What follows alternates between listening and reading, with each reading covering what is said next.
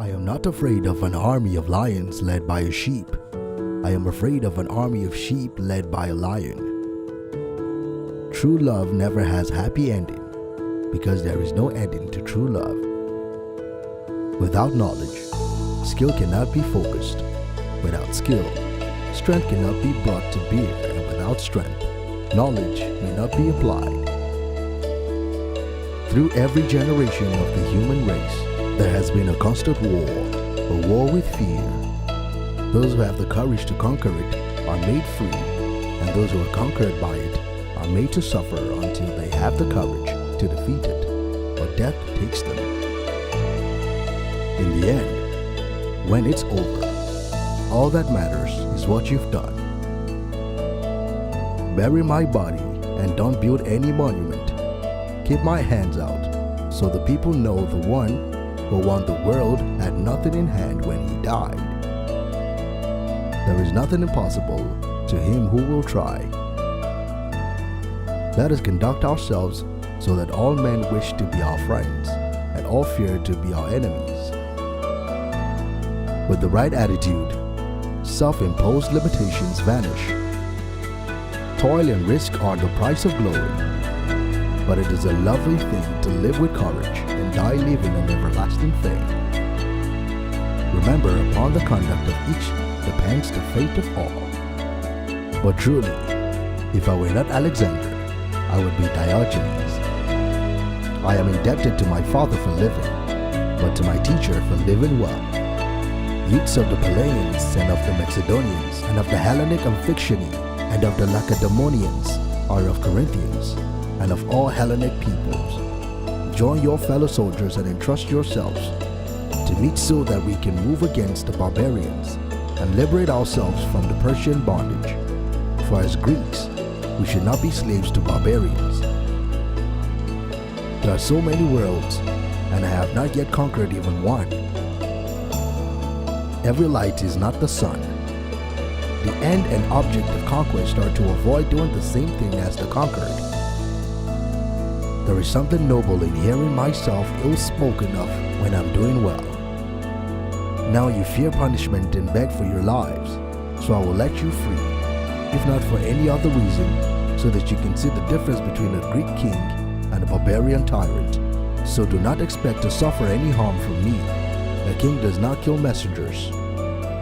I am involved in the land of the leonine and brave people, where every foot of the ground is like a well of steel.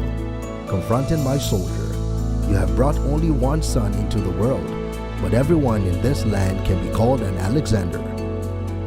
My logisticians are a humorless lot. They know if my campaign fails, they are the first ones I will slay. On their side, more men are standing, on ours, more will fight.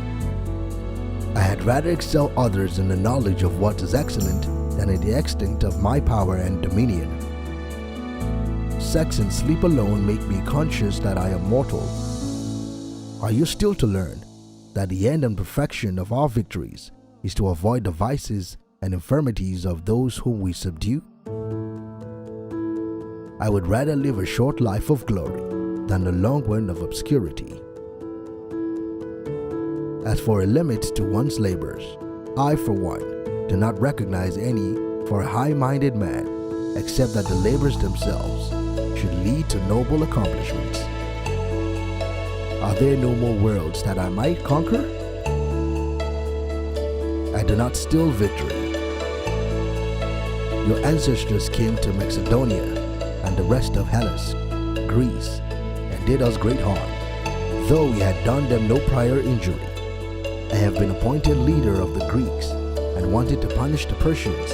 I have come to Asia, which I took from you. Until now suffices him for whom the whole world was not sufficient. Holy shadows of the dead, I'm not to blame for your cruel and bitter fate, but the accursed rivalry, which brought sister nations and brother people to fight one another. I do not feel happy for this victory of mine. On the contrary, I will be glad, brothers, if I had all of you standing here next to me, since we're united by the same language, the same blood, and the same visions. I am dying with the help of too many physicians. I send you a cafes of mustard seed, that you may taste and acknowledge the bitterness of my victory. Shall I pass and leave you lying there because of the expedition you led against Greece? Or shall I set you up again because of your magnanimity and your virtues in other respects? I consider not what Parmenion should receive, or what Alexander should give. We of Macedon for generations past have been trained in the hard school of danger and war. There are no more worlds to conquer. Do you not think it is a matter worthy of lamentation that when there is such a vast multitude of them worlds, we have not yet conquered one? I foresee a great funeral contest over me. At Achilles' tomb, O fortune youth, to have found Homer as the herald of your glory. How great are the dangers I face to win a good name in Athens. O Athenians, what toil do I undergo to please you? Which quote from Alexander the Great did you find the most inspiring? Get involved and let us know in the comments down below. If you guys like this video, then be sure to give this video a big thumbs up.